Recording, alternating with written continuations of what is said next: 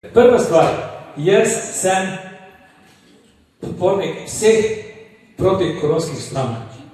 Se razumemo. Ampak vam bom povedal eno drugo zadevo. Kaj so mene ljudje v zadnjem mesecu spraševali? Pa to so nebuloze za na psihiatrijo. Da kaj ste Ivanovič, da kaj je on to? Da kaj je on to? Mislim, kot da je človek kriminalec. Kaj so mene ljudje spraševali glede Gregorja Kosa? Mislim, nebuloze, ljudje Božji, take nebuloze, da glava boli. In tudi to, kar smo lahko brali, ne vem, medijev o Gregorju Kosu, ne vem, kak je agent, pa da je, pa vse nekaj. Mislim, to so nebuloze. Gregor Kos je dober človek, je zvest slovenskemu narodu.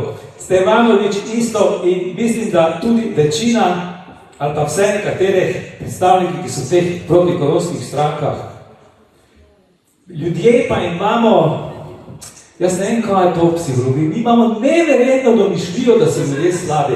Pa to je neverjetno, kakva psiha je to v Sloveniji. Jaz sem živel v Nemčiji, sem živel v Indiji, sem živel v Turčiji, pa tega, to imamo samo mi, tak gen, mi imamo en gen več. Potem so mi rekli, da je nemško-turški agent. Mene so obsodili, da sem bil pri Udbi. Zdaj, če povabiš na srečanje, če ne povabiš, si preklet. Če povabiš, si preklet. Preklet si v vsakem primeru. In jaz vam nekaj rečem, dvignimo se na to patologijo, ker Slovenci smo fajn ljudje drugače. Ok.